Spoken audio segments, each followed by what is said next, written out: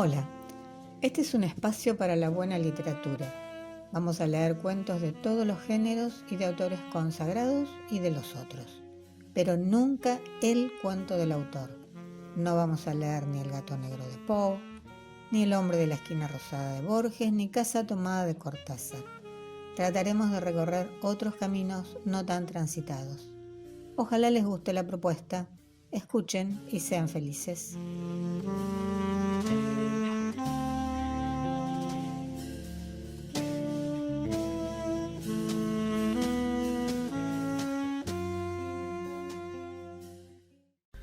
Los oficios terrestres, de Rodolfo Walsh.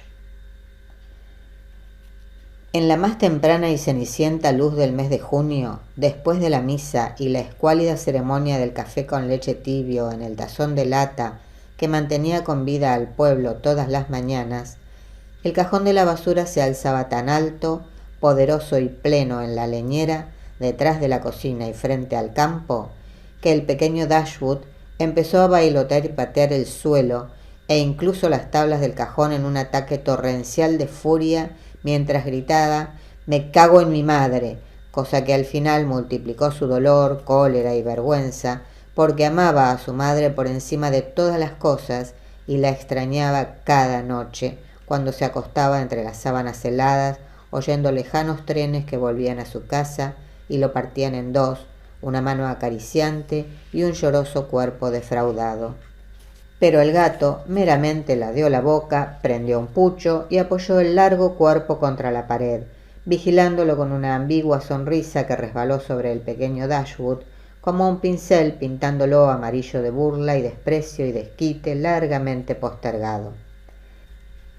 Era el día siguiente al de Corpus Christi, el año 1939, cuando, como es sabido, el sol se alzó sin obstáculos ni interrupciones a partir de las 6:59, cosa que ellos no vieron, ni les importaba, ni resultaba creíble, porque esa luz enferma yacía desparramada sobre los campos en jirones lechosos o flotaba entre los árboles en espectros y penitentes de niebla.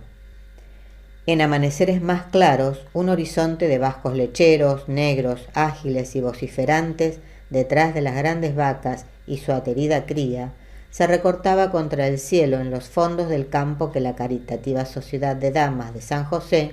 nunca se resignaba a vender, aunque cada año recibía una oferta más ventajosa,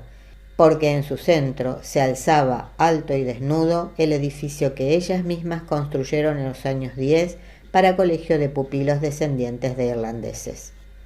La caritativa sociedad nos amaba, un poco abstractamente, es cierto, pero eso es porque nosotros éramos muchos, indiferenciados y grises, nuestros padres anónimos y dispersos, y en fin, porque nadie sino ella pagaba por nosotros. Pero el amor existió, y de ahí que las damas en persona vinieran a celebrar con nosotros el día del cuerpo de Cristo, trayendo consigo al auténtico obispo Usher, que era un hombre santo, gordo y violeta, y ojalá siga siéndolo si no fue sometido contra su voluntad a una de esas raras calamidades que ocurren justamente a cada muerte de un obispo. El obispo Usher celebró los oficios divinos y después gozamos un día de afecto casi personal con las damas, que se desparramaron por el edificio como una banda de cotorras alegres y parlanchinas, queriendo ver todo al mismo tiempo, acariciando tiernamente la cabeza más pelirroja o más rubia y haciendo preguntas extrañas. Verbigracia, quién construyó el Palacio de Mania, en qué siglo y qué le ocurrió finalmente a Brian Boru por rezar de espaldas al combate. Curiosidad que originó ese pintoresco pareado de Mulhall que conocía las reglas de arte poética. «Oh, Brian Boru, I shit on you». Pero estas eran preguntas que solo el padre Ham podría responder, y no respondió, mientras se ponía cada vez más colorado y sus ojos perforaban su propia máscara de sonriente compromiso, disparando sobre nosotros una oscura promesa de justicia que vendría apenas las damas dejaran de ser tan encantadoramente tontas y entrometidas, es decir, mañana, queridos hijos míos. Aquellas piadosas señoras, sin embargo, no tomaron nuestra ignorancia a mal, sino como excusable condición de nuestra tierna edad, y apenas el padre Ham restableció su prestigio, demostrando que alguno de nosotros podía sumar quebrados en el pizarrón, ellas recordaron que la fiesta era de guardar y, declarándose enteramente satisfechas de nuestra educación, propusieron suspender la clase, a lo que el padre Ham accedió enseguida, aunque sin apagar los fuegos de la mirada, esa pequeña peste de fastidio puesta en cada ojo. Salimos, pues, vestidos de azul dominical, al patio de piedra cuyos muros crecían altos hacia el cielo, y jugamos a la inenti y a la bolita, bajo la mirada cariñosa de las damas, hasta que llegó la hora del almuerzo, y entramos en fila al comedor, donde dimos gracias al Señor por estos tus dones, y nos sentamos a la mesa de mármol. Allí ocurrió el milagro. El primero que entró encabezando el equipo de 6 que servía las mesas fue Dolan, con una bandeja de asado tan enorme que apenas podía sostenerla, y detrás de él vinieron los otros con nuevas bandejas de asado y montañas de ensalada de porotos, y ya Dolan, sacerdote de hecatombes, regresaba más cargado que antes, con los brazos más abiertos, como dibujando un himno a la victoria. Nos refregábamos los ojos. Allí había comida para mantenernos con vida una semana según los criterios comunes, de modo que empezamos a comer y comer y comer, e incluso el celador, que llamábamos la morsa, traicionó en la cara un trasluz de escondido jolgorio, mientras nos miraba hundir los dientes en la carne que chorreaba su tibia grasa dorada sobre cada extática sonrisa. Transfigurábamos la memoria del hambre, besábamos la tierra en la tierna harina de cada lúnula blanca, cada transparencia de lechuga, cada fibra memorable a sangre. Pero después, hilera tras hilera de botellas de limonada se asentaron en las mesas, y cuando ocurrió esa cosa extraordinaria, ni siquiera la presencia temible de la morsa pudo impedir una espontánea demostración del pueblo, que se alzó en una ola repentina desde las mesas blancas, aclamando a las queridas damas, y arriba cada brazo, y abajo, y arriba nuevamente, aclamando a la querida sociedad, y nuevamente abajo, arriba, aclamando a la morsa propiamente dicha, las voces concertadas sonando como el trueno, el viento o las rompientes en su libre admisión de felicidad y de justicia sentida en las entrañas. Y la morsa tragó saliva y abrió la boca como si fuera a decir algo, mostrando así los 2 enormes dientes, por los cuales era mal nombrado, presa esquiva de la contradicción, aclamado a través de la injuria. En ese momento, afortunadamente para todos, la gran forma violeta del obispo Usher llenó la puerta, seguida por la forma esquelética, nudosa e increíblemente alta del padre Fagan, el rector, a quien apodábamos Techo de Paja por el pelo albino que peinaba simétricamente a los costados sobre su larga cara de caballo. Y cuando todos volvieron a sentarse y reinó el silencio, el obispo dio un paso al frente y, cruzando las manos anilladas y manicuradas sobre el vasto vientre: «Bueno, muchachos», dijo, «me alegra comprobar que tienen estómagos tan capaces, y solamente espero que no sea necesario usar la sal inglesa que guardamos en la enfermería, cosa que sería de mal gusto, sin mencionar su dudoso patriotismo», detonando una enorme explosión de risa renovada en círculos de incontrolable camaradería, espasmódicos movimientos de pura alegría física que arrancaron lágrimas a los ojos de los más emocionados. Y ahora el pueblo entero volvió a alzarse en un solo impulso de amor y de adhesión, aclamando para siempre al querido obispo Usher, que lentamente alzó la regordeta y anillada mano, pidiendo a todos que volvieran a sentarse, y componiendo lentamente los rasgos de la cara como si fuese una prenda de vestir donde cada pliegue debía estar en su lugar, que era ya el lugar del orden y de un poco de silencio, por favor. «Mucho me alegra», dijo, «comprobar el magnífico aseo, limpieza y esmero que reinan en este colegio. Aquí vuestro rector me dice que todo es obra de ustedes, que ustedes limpian y lavan y secan y lustran y barren y cepillan los zapatos y hacen las camas y sirven las mesas. Así es como debe ser, porque ninguno de nosotros nació en cuna de seda, y cada hombre honrado debe aprender sus oficios terrestres, y cuanto antes mejor, para ser independiente en la vida y ganarse el pan que lleva a la boca, como nosotros mismos debemos ganarlo, el padre Fagan y yo que les hablo, celebrando los oficios divinos y cuidando de vuestros cuerpos y de vuestras buenas almas, trabajando y estudiando como ustedes hacen y no olvidando el respeto y devoción debidos a nuestro Señor, serán buenos ciudadanos y dignos hijos de vuestra raza, vuestro país y vuestra iglesia. Dicho lo cual, viró con la majestad de un viejo galeón y se fue viento en popa, pero aún antes que se extinguiera el eco de los últimos aplausos, el pueblo lanzó un asalto general contra los restos del asado, envolviéndolos en pañuelos o pedazos de papel, e incluso en los bolsillos desnudos, arruinando más de un traje dominguero, lo que debería ser un comentario o pronóstico sobre la escasez de los días futuros, hasta que la morsa reprimió a los más recalcitrantes con un par de bofetadas. Pero aún este episodio fue olvidado cuando entraron los secuaces de Dolan con cestas de naranjas y bananas amarillas delicadamente matizadas de violeta y dulcemente perfumadas. Por la tarde, tras el forzado descanso que el festín impuso, hubo un partido de fútbol en que los dos equipos batallaron fieramente por quedar grabados en el corazón de las damas, especialmente Gunning, que 30 años más tarde sigue figurando en zonas de la antigua memoria, recortado en oro a la luz de un sol largamente ido, en ese momento único de la chilena que dio a su equipo un aullante triunfo. Las piernas en el aire, la cabeza casi rozando el suelo, el botín izquierdo disparando hacia atrás aquel tiro tremendo que entró silbando entre los postes enemigos. Pero aún mientras esta gloriosa fiesta progresaba, tristeza caía del aire, porque sabíamos que el tiempo se acortaba y que las queridas damas se irían antes del anochecer, dejándonos de nuevo desmadrados y grises, superfluos y promiscuos, bajo la norma de hierro y la mano de hierro. Así ocurrió, y las miramos irse desde las ventanas de los estudios y los dormitorios, saltando sobre el césped verde como pájaros multicolores, agitando las manos y tirando besos entre las oscuras araucarias del parque. Maravillosas damas, alguna de ellas tal vez era hermosa y joven, y su imagen solitaria presidió esa noche encendidas ceremonias de oculta adoración en la penumbra de las frazadas, y así fue amada sin saberlo, como tantas, como tantos.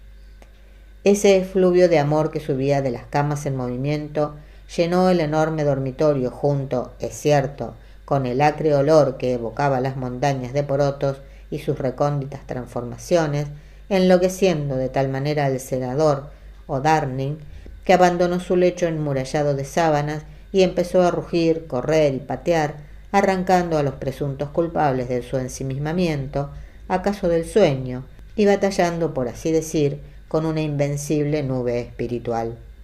Los últimos en dormirse oyeron acercarse la lluvia que caminaba sobre las arboledas, sintieron tal vez el olor a tierra mojada, vieron los vidrios encenderse de relámpagos y gotas, pero ya el grueso del pueblo descansaba, parapetado contra el amenazante amanecer. Y ahora el gato, apoyado en la pared de la leñera, fumaba con una sonrisa de desdén, mientras el pequeño Dashwood saltaba y maldecía el cajón de la basura que debía llevar por primera vez y que nunca había estado tan lleno con los restos de la fiesta.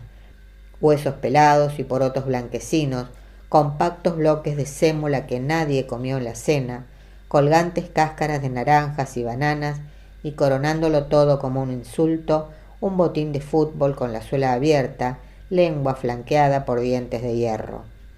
Dashwood mentalmente pesó todo esto contra la invasora, angustiada certeza de que nunca podrían llevar la enorme carga al basural que estaba tal vez a 500 yardas de distancia, tras los empapados campos, caminos y distante hilera de cipreses.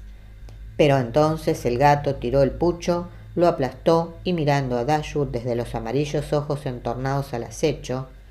«Vamos, pibe», dijo, agarrando el lado de la izquierda y tomando con la derecha la dura manija de cuero. Dashwood estaba gordo. Su último oficio terrestre había consistido en servir durante un mes la mesa de los maestros, que era una mesa poblada y diferente donde pudo, a costa de perder el fútbol después del almuerzo y el recreo después de la cena, devorar monumentales guisos, conocer exóticas salsas y hasta embriagarse a medias con largos y furtivos tragos de vino, sin contar los panes untados de manteca y de azúcar que guardaba en los bolsillos y que a veces, harto, cambiaba por bolitas o pinturas. De ahí que sus ojos verdes, líquidos, desaparecieran casi en la hermosa cara hinchada y que los 3 pulobres bajo el guardapolvo le dieran el aspecto final de una pelota gris con pelo rubio.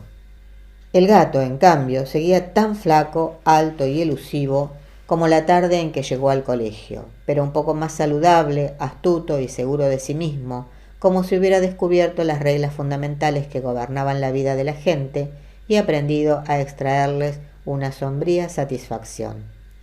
Tiró el gato de su manija y Dashwood de la suya. Mientras el cajón se alzaba lentamente, sintió el chico en cada hueso y tejido, e incluso en la fugitiva memoria de pasadas dificultades, lo pesado que realmente era, cómo tiraba hacia abajo con el peso de la tierra o del pecado, de cualquier cosa que quisiera degradarlo y humillarlo. Se mordió el labio y no habló, y salieron al campo y la mañana con el cajón torcido, una punta rozando el suelo, porque el gato era 5 pulgadas más alto y seguía creciendo, mientras Dashwood arqueaba el cuerpo con pasos de cangrejo, hasta que el otro dijo: ¡Más arriba!,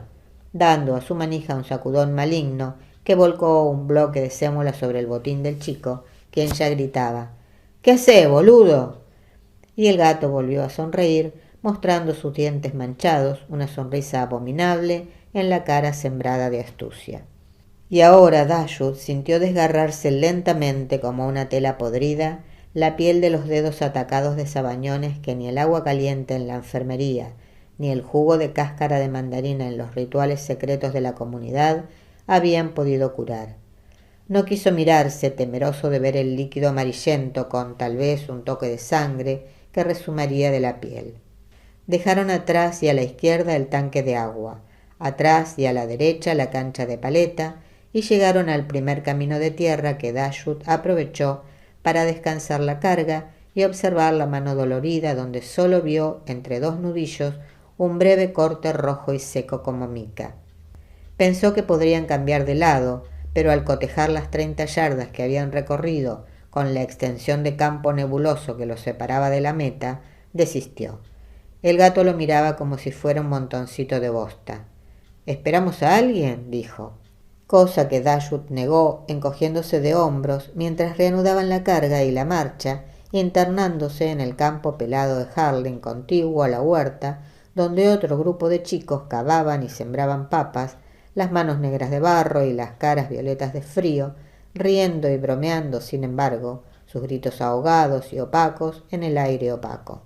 Y cuando estuvieron más cerca, vieron a Mulligan, que parecía esperarlos, los brazos en jarras, un gesto indescifrado en la cara picada de viruelas, mientras los miembros del grupo descansaban, apoyados en sus palas, y una expectativa irónica crecía a su alrededor, como en la víspera o la necesidad de una renovada confrontación entre el viejo orden, que era Mulligan, y el abominable intruso que llamaban el gato, castigado, pero indómito, desde su memorable arribo al colegio. Gato!, dijo Mulligan. El gato siguió caminando, llevando con soltura su lado del cajón, con apenas un movimiento lateral del ojo, de la boca o de ambos, una oculta tensión del largo cuerpo.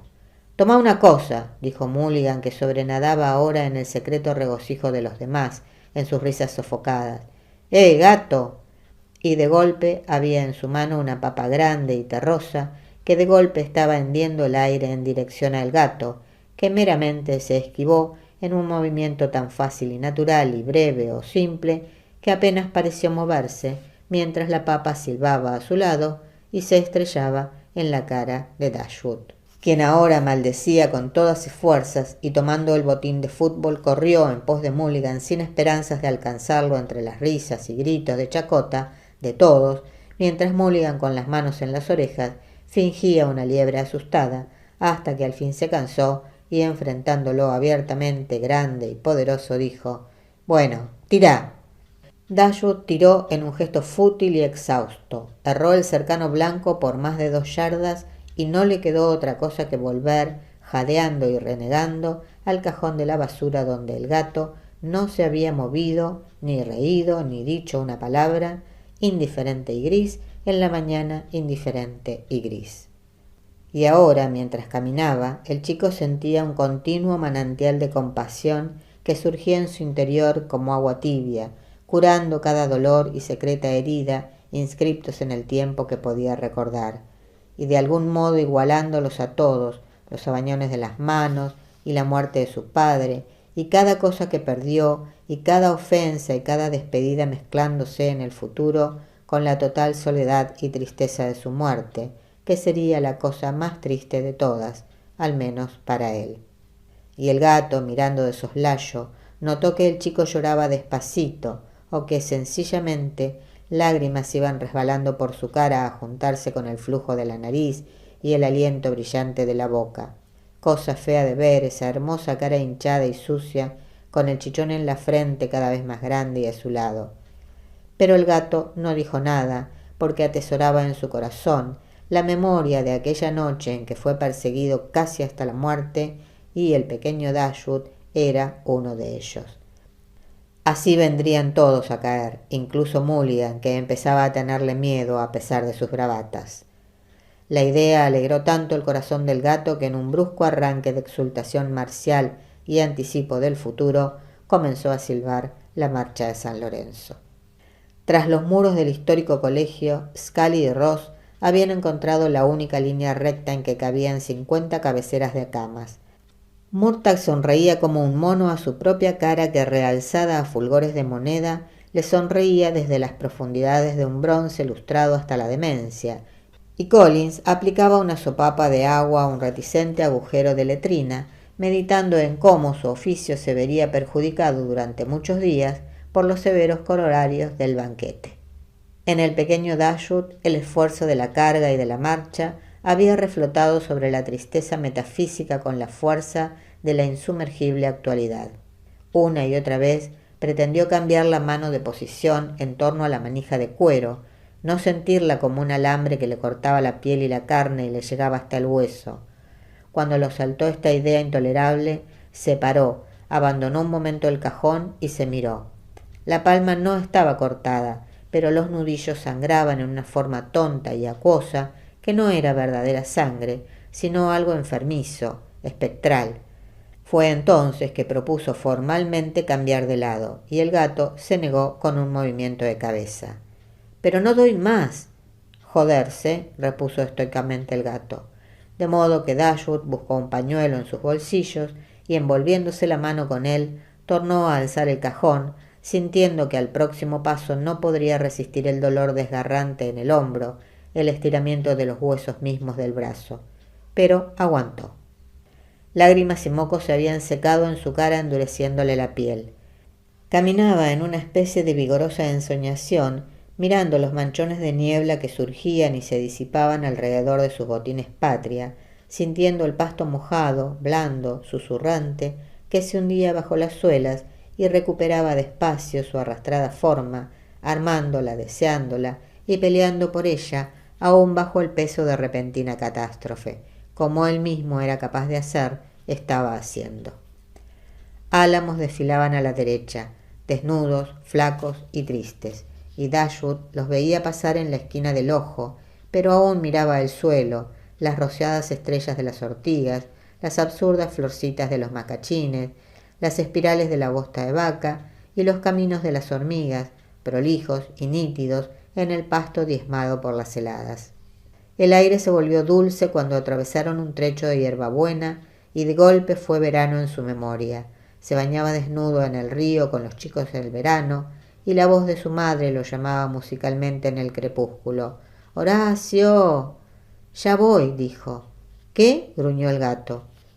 En el patio, el niño Mullins, armado de un largo espetón de hierro, pinchaba el último papelito del último charco de las lajas de pizarra, que ahora brillaban lisas, bruñidas y listas para recibir a los obreros que hubieran concluido sus tareas del día. El padre Kevin se paseaba por el claustro, contemplando el edificio, gozando de su limpieza y la limpieza de su mente a esa hora temprana, cuando su úlcera estaba tranquila después del reposo nocturno, meditando en la ascética belleza de cada piedra gris empinada en cada piedra gris, hasta confundirse con el cielo de peltre. Después oyó al celador Quilty tocar las primeras campanas y los dignos trabajadores, que habían sido lo bastante rápidos, pero también lo bastante eficientes, se volcaron al patio y recrearon los rituales de la apuesta y el desafío, de la prepotencia y la hostil amistad, de la charla absurda y la prestidigitación milagrosa, flamantes hallazgos en los espíritus individuales, viejos sedimentos en el viejo corazón del pueblo. En 15 minutos más empezarían las clases. Llegaron al segundo camino de tierra. Habían andado la mitad de la distancia al basural, que se divisaba como una lengua marrón detrás de los cipreses, y ahora el gato mismo pareció sentir el esfuerzo, porque apoyó el cajón y se quedó en actitud de reflexionar. Unas 100 yardas a la izquierda corría perpendicularmente otro camino, y enfrente un rastrojo de maíz que podían cruzar en línea recta. «Por aquí», decretó el gato señalando el rastrojo. El chico vio instantáneamente lo absurdo que sería caminar entre los tallos secos del maizal, que se erguían duros, vidriosos y amarillos en sus túmulos de tierra entre los empapados surcos. Pero el gato parecía tan seguro de sí mismo, tan concentrado, la mirada de sus ojos volando casi como un halcón, tendiendo un puente entre ellos y su meta detrás de los cipreses, que no tuvo ánimos ni fuerza para oponerse, ni lo hizo, salvo en forma oblicua, empujando despacito hacia la izquierda desde su primer paso, en la vana esperanza de que finalmente llegarían al camino. Y esto el gato lo entendió, previno, mediante un solo significativo empujón hacia el lado opuesto. Los tallos y las chalas crepitaban bajo sus pies, el suelo escupía chisguetes de barro y 1 o 2 hojas sueltas latiguearon a Dashwood debajo de las rodillas. Tropezó una vez, luego otra. Después ese andar a los tumbos se volvió tan metódico que parecía su forma corriente de moverse, hasta que cayó de cabeza en una zanja, y cuando se levantó, ciego de barro y de furia, simplemente se lanzó sobre el gato y empezó a aporrearlo, sin llegar jamás a su alta cara aborrecible, a través del muro de sus brazos, a tocar cosa alguna que no devolviera el golpe con triplicada fuerza, hasta que salió patinando y despedido como un cachorro de las patas de una mula. Cuando reanudaron la marcha, sin embargo, el gato tomó el lado de la derecha y enfilaron oblicuamente hacia el camino de tierra. Los 15 minutos de recreo habían terminado. La sabiduría esquiva y trabajosa aguardaba a los 130 irlandeses en los bancos de madera. El celador Quilty, de quien se murmuraba en secreto que enloquecía poco a poco, vio a los maestros parados en los arcos de los claustros frente a sus aulas. Su pelo rojo brillaba y su bigote rojo brillaba, y un fuego incesante ardía furiosamente en su cerebro.